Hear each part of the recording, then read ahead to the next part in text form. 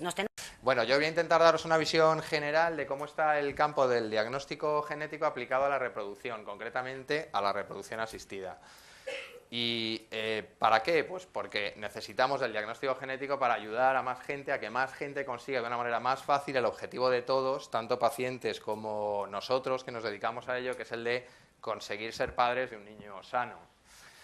Pero de todos los pacientes que acuden a reproducción, a las consultas de todos nosotros, solamente el 35% de ellos, esto es en números gruesos, sin hacer separaciones de edad, ni de patología, ni de nada, solamente el 35% conseguirán este objetivo de una manera, entre comillas, sencilla. Después de 3 a 6 meses después de haber venido por primera vez a la consulta o después de la transferencia después de una transferencia o dos, como mucho tres, de embriones de buena calidad, consiguen quedarse embarazados. Esto es sencillo en reproducción, esto es una manera sencilla de conseguir tu objetivo, porque hay aproximadamente un 60% de pacientes que no lo van a conseguir, van a dar 1000 vueltas, van a ir a todo tipo de especialistas, incluso se van a hacer un montón de tratamientos y no van a conseguir quedarse embarazados.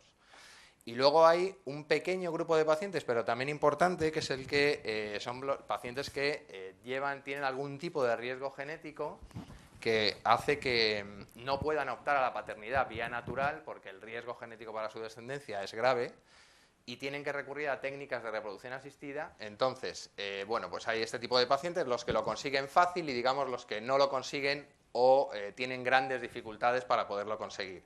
Y de este grupo que no lo puede conseguir de una manera fácil, tenemos los de esterilidad recalcitrante, que vamos a llamar, que son aquellos que dan muchas vueltas, lo intentan muchas veces y no pueden conseguir un embarazo a término. Y están aquellos otros que son los que tienen algún tipo de riesgo genético, son portadores o afectos de alguna anomalía genética que ponen en riesgo a su descendencia.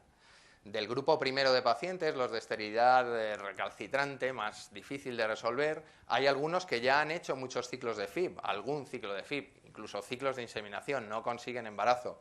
Hay algunos que lo consiguen, pero abortan en las primeras semanas del embarazo.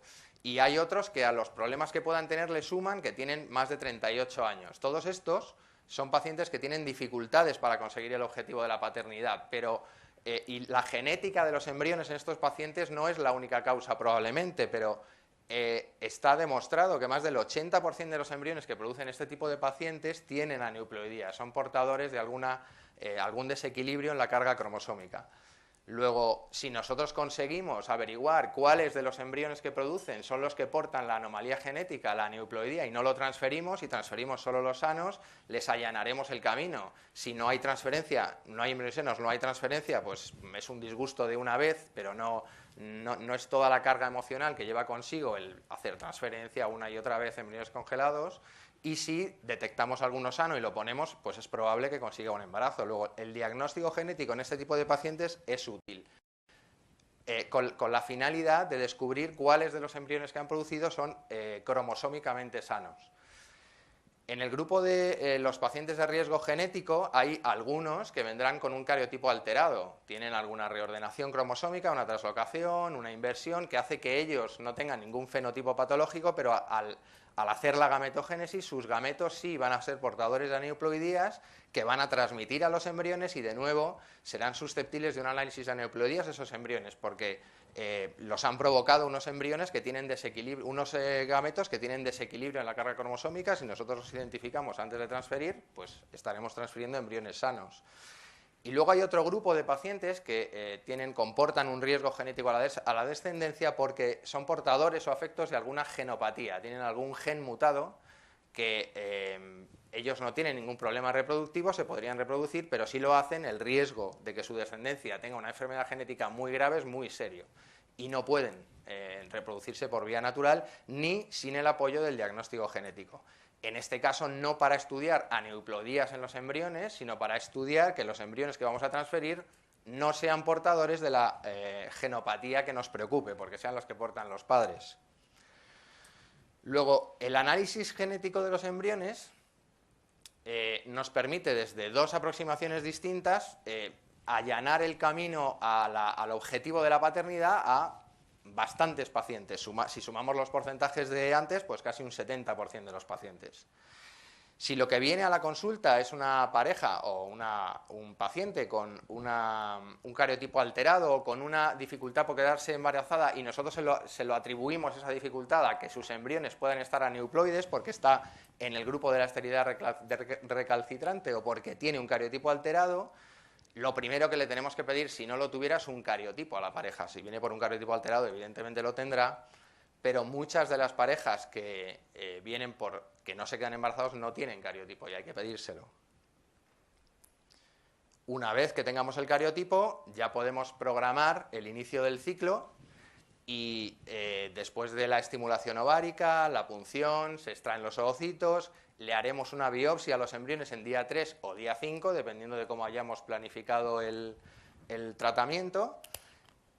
Los embriones que hayamos biopsiado se devuelven al incubador, se congelan o se transfieren unos días más tarde y el material que hemos biopsiado de cada uno de los embriones lo metemos en un tubito de PCR en un proceso que ingeniosamente se llama tubing.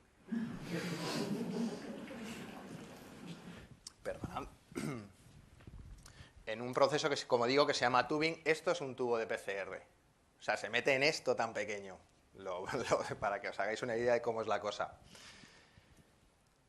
Una vez que ya tenemos el material genético intubado, el embrión en su sitio correspondiente, sobre ese material que hemos biopsiado hacemos el análisis que sea necesario. Si lo que vamos a estudiar son aneuploidías, hay dos tecnologías a nuestro alcance para hacer el análisis de aneuploidías hoy día. Uno es el array de CGH, de hibridación genómica comparada, y otro es la secuenciación masiva. Si lo que nos viene a la consulta es una pareja con un riesgo genético por una genopatía, lo primero que hay que hacer, y aquí me pararé un poco, es un estudio de informatividad a la pareja. Y el estudio de informatividad, que suele ser lo que más tarda en todo el proceso y suele ser lo más caro, es lo más importante de todo. Por eso voy a intentar explicar muy brevemente qué es un estudio de informatividad. El problema es que cuando trabajamos con muy poquita cantidad de ADN, como es el que hay en una sola célula, o en 5 o 10 células que podemos sacar de un blastocisto, hay un fenómeno, hay un artefacto de la técnica de la PCR, de la amplificación en cadena de la polimerasa, que es que puede ser que no se amplifique la mutación. Este paciente es el que tiene el problema, la de rojo, el rojo es su mutación, y estos son los embriones que se podrían producir de estos pacientes, de esta pareja. Si nosotros hacemos una PCR, un análisis genético de este embrión, nos dirá que es sano, de este nos dirá que es sano, de este que está mutado y de este que está mutado. Pero si tenemos la mala suerte que este fenómeno impredecible y que no se puede impedir ocurre en uno de estos embriones, no podremos, y no se amplifica la mutación, daremos como sano este embrión que es enfermo, lo transferiremos y el problema será terrible. Entonces necesitamos hacer un estudio de informatividad para asociar a cada mutación un marcador genético, una secuencia de nucleótidos exclusiva de cada familia o de cada persona, que siempre va ligada a la mutación. Cuando hay segregación de cromosomas, siempre este marcador segrega con la mutación, porque está muy cerca de la mutación, incluso dentro del mismo gen en el que está incluida la mutación. Si nosotros amplificamos el ADN del padre y vemos que nos da la mutación y nos da el marcador azul, y amplificamos el marcador del embrión y vemos el marcador azul, pues perfecto, sabemos que aunque no amplifique la mutación, si vemos el marcador azul, el embrión es afecto. Pero ¿cómo llegamos a saber que el marcador azul está ligado a la mutación? Pues porque antes hemos hecho el estudio de informatividad a la familia. O sea, cuando viene una paciente con una genopatía, tenemos que pedirle sangre a ellos y sangre a los padres de ellos o algún pariente afecto para identificar, para poder hacer el seguimiento de qué marcador es el que va ligado siempre a la mutación. En este caso vemos que el azul estaba en la madre, que está afecto. En este caso confirmamos que en el padre el marcador azul está en él y es afecto. Y en este embrión, si no se amplificara la mutación, pero se amplificara el marcador azul, diríamos que está enfermo el embrión y no lo transferiríamos. Luego, el estudio de informatividad sirve para dar seguridad y robustez al análisis genético de los embriones, que en este caso es crucial, es muy importante. Nosotros no hacemos solamente un marcador genético, se hacen entre 5 y 8, porque si acaso alguno falla, porque algunos no son informativos, porque comparten marcadores entre los padres. Entonces, que nos quede la idea que un paciente que viene con una genopatía, lo primero que tiene que hacerse es un estudio de informatividad, que ahí se va a ralentizar un poco su tratamiento, pero que luego ya se va a agilizar con normalidad. Después del estudio de informatividad ya podemos seguir con el proceso de la estimulación ovárica, la punción, la microinyección de los ovocitos, la biopsia según proceda y el análisis del material biopsiado por la técnica que convenga. Y la técnica que convenga, pues eso lo decidirá el laboratorio de genética en función de su disponibilidad de aparataje y de la técnica que demande cada enfermedad. Hay unas enfermedades que se pueden hacer de una manera y no se pueden hacer de otras, pero veis que la secuenciación masiva también aparece aquí. Luego ya vamos viendo que la secuenciación masiva es una técnica de diagnóstico genético que ya empieza a sonar bastante y bastante más que el array. Pero, como los que estáis un poco metidos en el mundo de la reproducción, seguro que habéis oído de hablar de los arrays y tal, yo voy a intentar explicar brevemente qué es un array y qué es una secuenciación masiva para que tengáis idea de qué es cada una de las dos cosas. Un array es una técnica originariamente de citogenética. Es una técnica que se basa en una hibridación competitiva y comparada. Vamos a comparar tres ADNs. En esta técnica intervienen tres ADNs. Uno es el ADN del embrión que hemos biopsiado. Otro es el ADN de referencia de un varón normal, que yo lo compro, eso me lo venden. Y otro es una especie de porta, es como un porta de microscopio que tiene unas excavaciones, como unas 3000 excavaciones, y en cada una de esas excavaciones hay unas secuencias de ADN que se reparten a lo largo del genoma. De cada cromosoma amplificamos, o sea, tenemos una serie de copias y son las que vamos a ir poniendo en cada uno de estos pocillos. Hacemos una amplificación de las secuencias de ADN en cada uno de los dos genomas, del embrión y del de referencia, que son complementarias de las que hay en los pocillos del array. Mezclamos los dos ADNs y los hibridamos sobre nuestra placa de array. Del ADN de referencia siempre tendré dos copias. Del ADN del embrión tendré una copia si es una monosomía, dos copias si es una euploidía, tres copias si es una trisomía. De manera que si estos dos ADNs compiten por estas sondas, si yo tengo tres copias verdes y dos rojas, las verdes ganan a las rojas, yo siempre veré ese pocillo de color verde. Si tengo una copia menos del embrión y dos del ADN de referencia, ganará el rojo y siempre veré un punto rojo en el array. Y si los dos están por igual, el embrión es euploide, yo veré una mezcla de colores entre los dos. Pero acordaros que esto estaba dividido en 3000 pocillos. Entonces, a ver quién tiene el ojo de ver 3000 pocillos y diferenciar los colores de 3000 pocillos. Entonces, aquí interviene todo un sistema bioinformático que es la base de toda la genética moderna, la bioinformática. Los biólogos hemos quedado para casi nada. Y entonces nos da un resultado como este. Esto es la lectura de un embrión por un array de CGH. Y aquí nos dice que todos los cromosomas están en la línea media entre estos dos, o sea, el color de los dos era medio, salvo, por lo cual el embrión es euploide, salvo para el cromosoma 2, que nos da que hay un exceso de verde. Luego, este embrión es una trisomía del cromosoma 2. Esto es lo que nos traduce todo el array. El array nos da este tipo de información. Como veis, nos da información de los 24 cromosomas, de todos. Y se basa en el estudio de unas 3000 secuencias por cada cromosoma. Luego, es bastante fiable el estudio. La secuenciación masiva es otra cosa. La secuenciación masiva no compara genomas, no compara genes, secuencias de nucleótidos. Lo que hace es secuenciar secuencias. Es un análisis directo de una secuencia de un ADN que nosotros le damos. A todo esto de la foto no hagáis caso, que esto es de otra cosa. Esta es la representación de lo que es una secuenciación. Aquí va añadiendo nucleótidos, cada nucleótido es de un color o cada nucleótido produce un incremento distinto de pH dependiendo de la técnica de secuenciación masiva que utilicemos. El aparato va sabiendo qué secuencias son las que vamos poniendo, hace muchas copias de cada una de esas secuencias y cuando tiene un número de secuencias determinado, el algoritmo del programa informático otra vez nos saca una cosa como esta, ¿no? Entonces, esto es un embrión estudiado por un array, que es lo que vimos antes. Todos los cromosomas son normales, menos este, que es el 7, que tiene una trisomía. Y este es el mismo ADN del mismo embrión estudiado por secuenciación masiva. Aquí todos los cromosomas son normales, confirmamos la trisomía del 7, pero vemos que aparece ahí un pico que aquí quería aparecer, pero no llegábamos a diagnosticarlo como patológico, no tenía resolución suficiente el array. Sin embargo, el NGS sí lo tiene y nos dice que aquí hay un exceso de cromosoma 12. Y esto se corresponde a un mosaicismo. Este embrión que estábamos estudiando era una trisomía del 7, pero tenía un mosaicismo en el grupo de células que nosotros biopsiamos del blastocisto. No todas eran iguales porque algunas tenían un exceso del cromosoma 12. Luego, la técnica, el NGS, la secuenciación masiva, es mucho más resolutiva que el array. Por eso es que el array está a punto de desaparecer. Yo os lo cuento hoy porque probablemente si venimos el año que viene ya no merezca la pena contároslo, porque ya casi no se usará el array. Nosotros este año creo que hemos hecho todo por NGS, o desde por lo menos abril no hemos vuelto a hacer un array, lo hemos hecho todo por secuenciación masiva, que es mucho más resolutiva.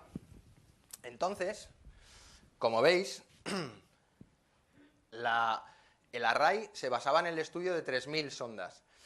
La secuenciación masiva de 150.000 sondas.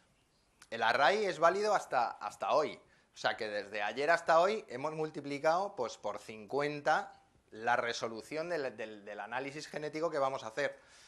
Como digo, el microarray es un estudio indirecto y la secuenciación masiva es un estudio directo.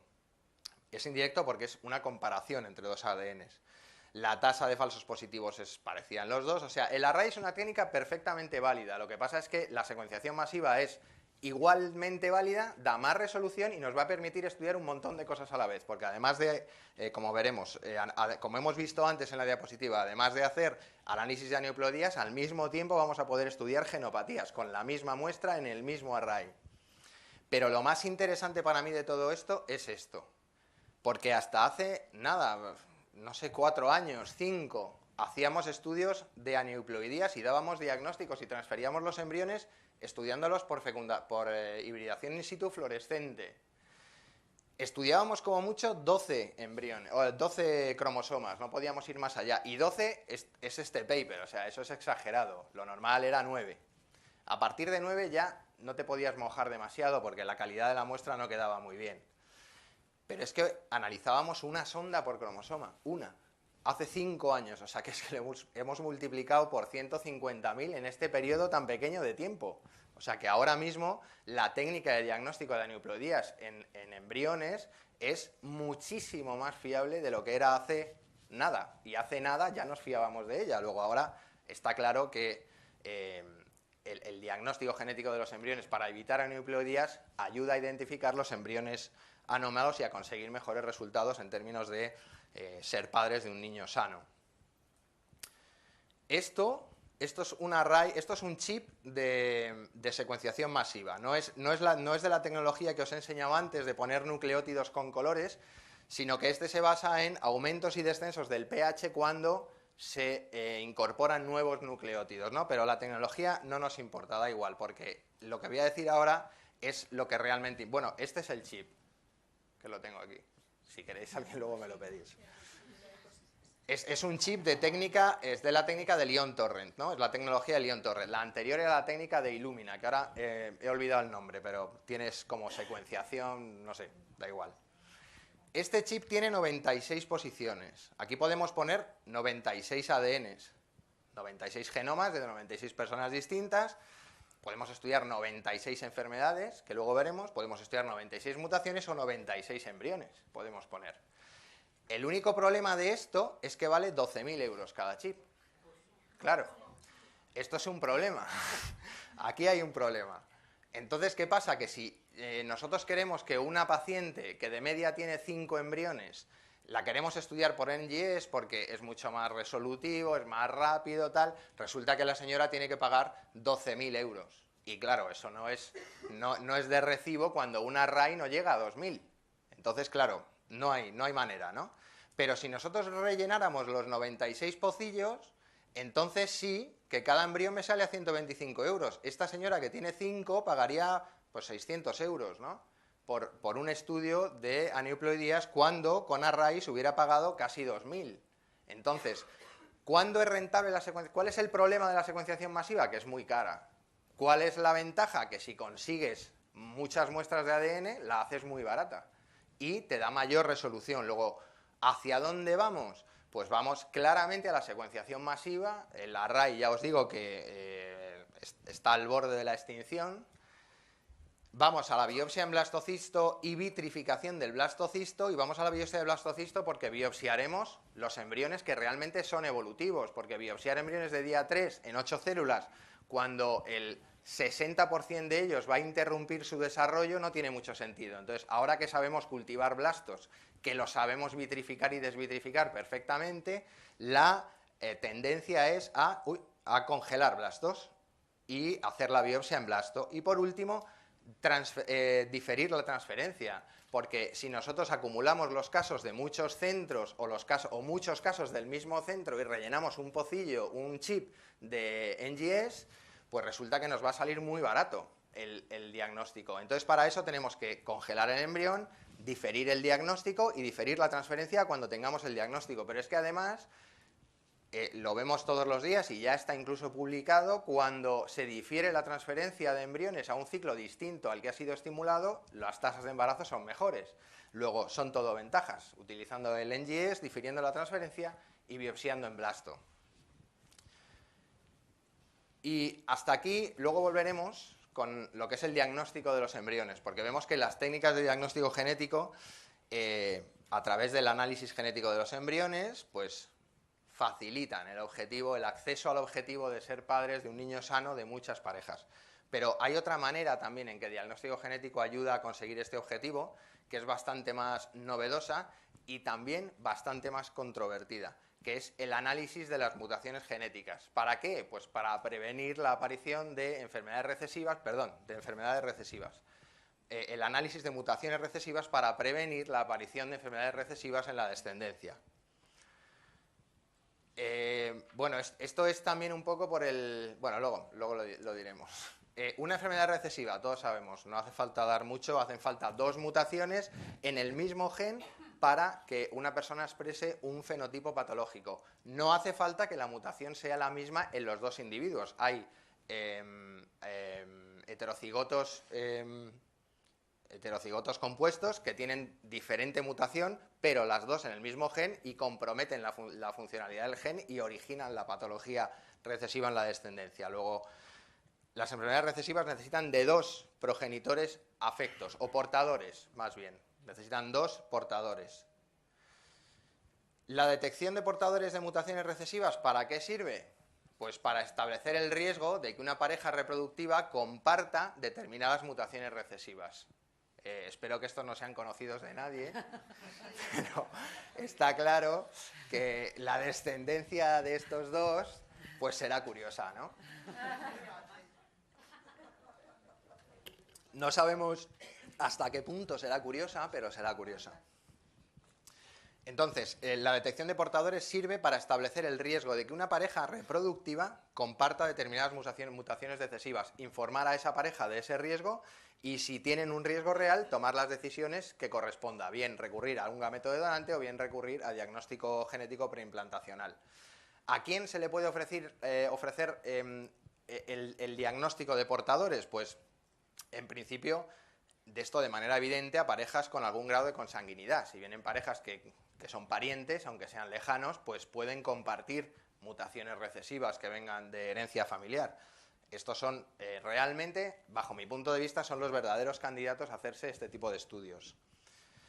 Parejas que quieren concebir simplemente y quieren disminuir el riesgo de tener descendencia enferma. Y digo disminuir porque anular es imposible, es disminuir. ¿En qué medida? Pues en función de cuántas enfermedades se estudien, de cómo se estudien esas enfermedades, etcétera. Pero el riesgo cero no existe. Es lo que queremos todos, pero no existe. Y a parejas o a individuos que utilicen donantes de gameto, porque estas parejas sí que, o estos individuos, sí que muchas veces quieren que saber si son portadores de las mismas mutaciones que los donantes, porque dicen, bueno, ya que no puedo usar los gametos de mi pareja, pues que no me venga un problema por unos gametos que me vienen de fuera y que encima pago por ellos y que, en fin, se juntan muchas cosas, ¿no? Entonces, estas parejas que utilizan, o estos pacientes que utilizan donantes de gametos, suelen reclamar el estudio de enfermedades recesivas.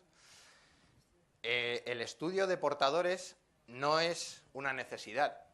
Uno se puede reproducir como lo hemos hecho toda la vida, asumiendo los riesgos que todos hemos asumido toda la vida, pero es un complemento al proyecto reproductivo, que hay parejas y hay personas que lo quieren tener, lo quieren hacer y están en su derecho.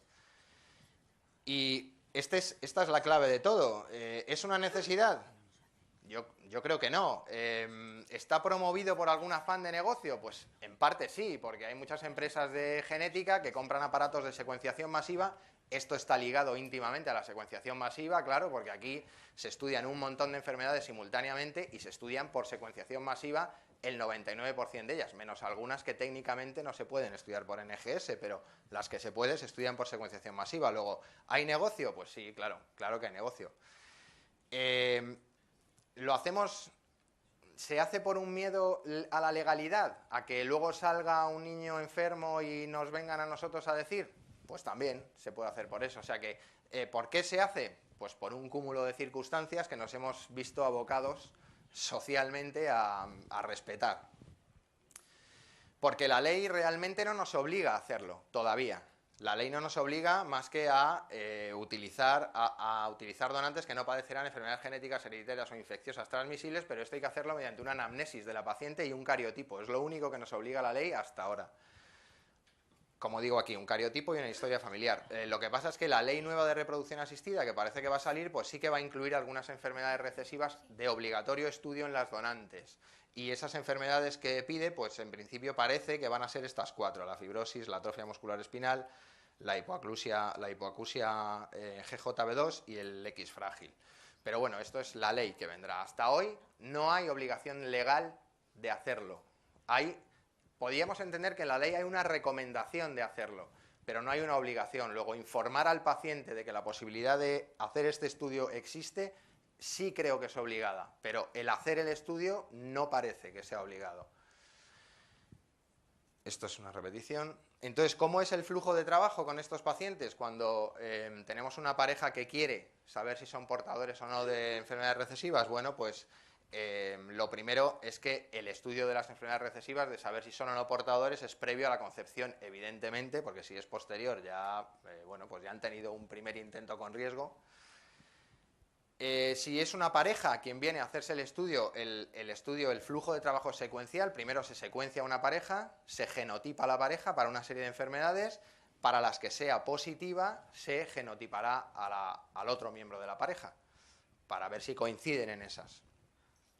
Y si es con gametos de donante, pues aquí hay diferentes métodos, pero lo normal es que cuando en un centro hay donantes, se genotipe a las donantes, dependiendo del panel de enfermedades que cada centro estudie, y los pacientes que quieren una donante genotipada, se hacen ellos el genotipado y luego se compara con cada una de las donantes y se le empareja con la donante con la que no comparta esas mutaciones, para no tener problemas con la descendencia.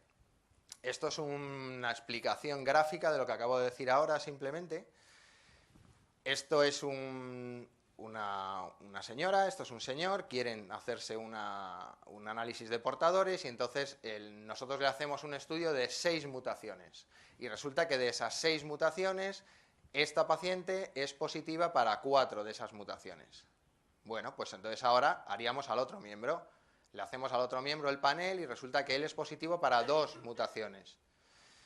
En este caso, el riesgo que tienen de tener descendencia afecta a enfermedades recesivas para el panel de enfermedades que nosotros le hemos hecho es reducido, porque hay un riesgo residual. Evidentemente, no todas las mutaciones se van a poder estudiar y hay un riesgo residual del que también hay que informar al paciente por cada mutación que estudiemos. El problema es cuando pasa esto, que al paciente le hacemos las mutaciones y resulta que sí, comparten una.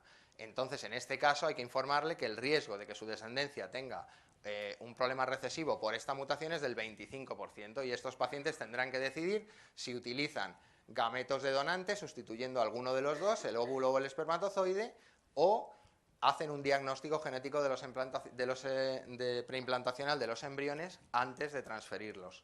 Pero si se intentan reproducir por vía natural, su riesgo de tener un problema es es del 25%. ¿Qué enfermedades estudiamos? ¿Cuáles son las enfermedades que debemos estudiar si queremos hacer un test de portadores? Si una pareja nos viene para hacerse un test de portadores, Pues aquí hay una carrera comercial por hacer el panel que más enfermedades estudie. Entonces hay paneles que estudian desde 30, 16, 25, 32, 600 enfermedades. Y hace poco estuve en otro sitio que hacían 5.000 no sé cuántas mutaciones, estudiaban. Pero claro, yo creo, desde el punto de vista de la lógica, que hay que estudiar solo las enfermedades que sean graves, porque a lo mejor la hemocromatosis es una enfermedad recesiva, pero no es tan grave como para justificar todo el dinero que vale estudiarla, en fin, la angustia a los pacientes, pues habrá que decidir qué enfermedades son graves o no. Hay que evitar estudiar mutaciones de significado incierto, porque si nosotros le decimos a un paciente, usted es portador de una mutación en un determinado gen y su mujer también, y dice, bueno, ¿y esto? No, bueno, no hay ningún nacido, no sabemos de nadie que tenga una enfermedad con estas mutaciones, pero usted las tiene. Pues entonces, claro, ya le hemos hecho polvo al señor, ya se van amargados a casa, ¿no? Ya es mal. Entonces vamos a estudiar solo las mutaciones que sepamos que clínicamente tienen relevancia. Vamos a intentar evitar enfermedades muy raras. Hay paneles por ahí en el mercado que estudian la enfermedad de Miyose y el síndrome de Omen, que no sé si alguno habéis oído alguna vez. Yo no lo había oído nunca. Resulta que la enfermedad de Miyose tiene una incidencia de 1 por cada 1.300.000 nacidos. Es bastante raro que te toque, pero es que el síndrome de Omen hay 25 casos descritos. Entonces, claro, usted tiene una mutación en el gen del síndrome de Omen. Y entonces, ¿y cuál es la probabilidad de que yo me encuentre con una señora con lo mismo? Pues muy poca, prácticamente ninguna. Entonces, no incluyamos enfermedades sin sentido, no creemos situaciones difíciles. Y el hecho de incluir enfermedades muy raras hace que no podamos establecer el riesgo residual, porque no sabemos cuánta gente afecta hay que no tenga las mutaciones que yo he estudiado, entonces no les podemos dar un riesgo residual. La información que le estamos dando no es completa a los pacientes. Luego, atendiendo a estos puntos, ¿qué enfermedades se estudian? Bueno, añadiendo que en cuanto a las enfermedades que hay que estudiar, no hay ningún tipo de consenso entre las diferentes sociedades científicas. Si leemos, no sé si la SEF tiene publicado, ahora mismo se me escapa, pero la Sociedad Americana dice unas, la ESRE dice otras, la Sociedad de Genética dice otras, o sea, no hay un consenso. Entonces, como no hay consenso, cada uno hace lo que quiere y al final lo que hay son un montón de paneles en el mercado, pero, insisto, nosotros creemos que lo que hay que ser es medianamente sensatos, no cargar con un gasto enorme a los pacientes y sobre todo no provocar angustias injustificadas en los pacientes.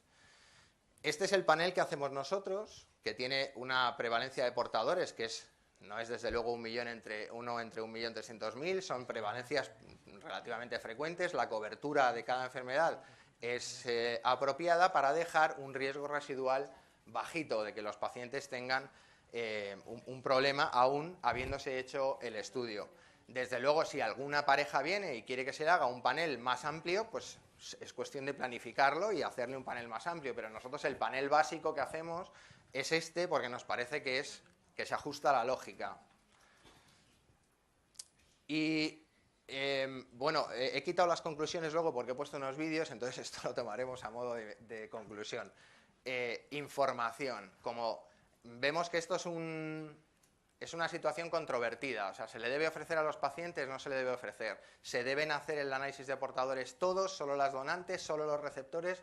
Como eso no está claro, yo creo, nosotros tenemos la filosofía de informar perfectamente a todos los pacientes de que estas pruebas existen, de que hay algunos riesgos que corren si no se las hacen, pero que si se las hacen siguen teniendo algunos riesgos que corren.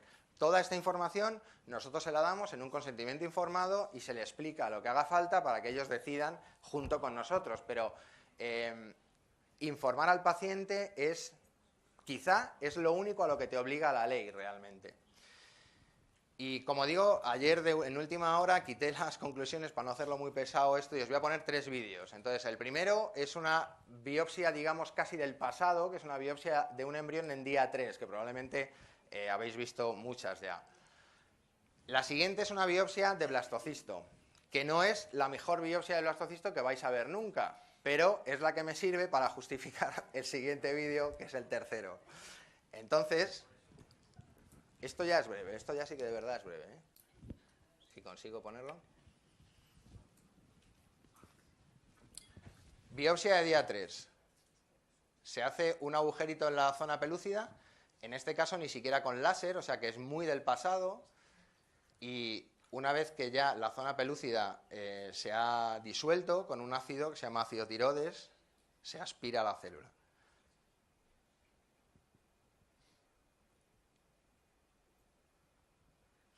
Veis que la célula ahí tiene un núcleo. Es importante coger una célula con núcleo para poder hacer el estudio. Y, bueno, se ha borrado. Ahí queda la célula se mete en el tubing, se mete en el tubo, en el proceso de tubing, y el embrión se devuelve al incubador. Esto ahora es una biopsia de blastocisto. Como digo, no es la mejor que vais a ver nunca. El blastocisto no es de los mejores que existen. Uy, vaya. Perdonad.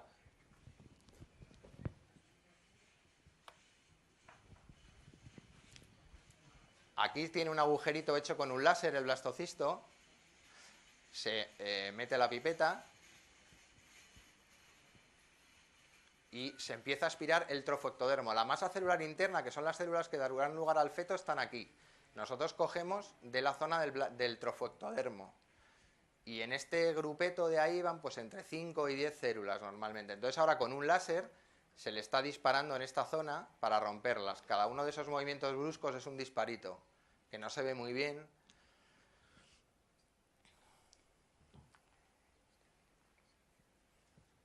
Ahí sigue disparando.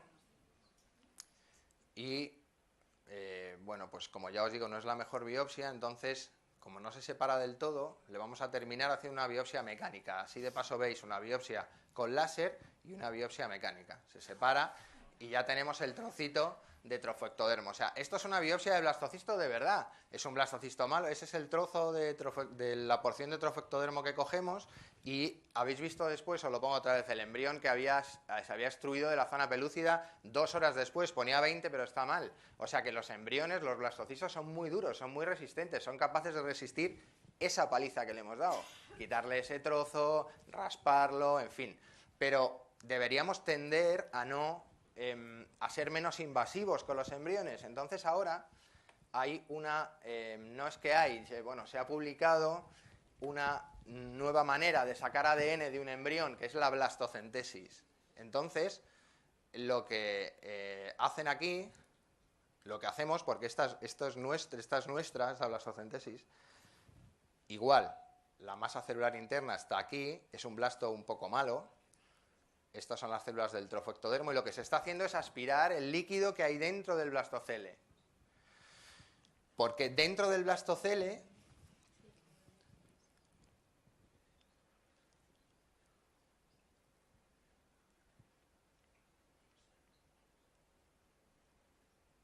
bueno, ahí termina de apurar los últimos microlitros o picolitros de líquido. Y dentro del blastocele, el líquido que hay ya está en esta pipeta. Ahora hay que sacarlo de ahí, ponerlo en un tubo de PCR y analizarlo.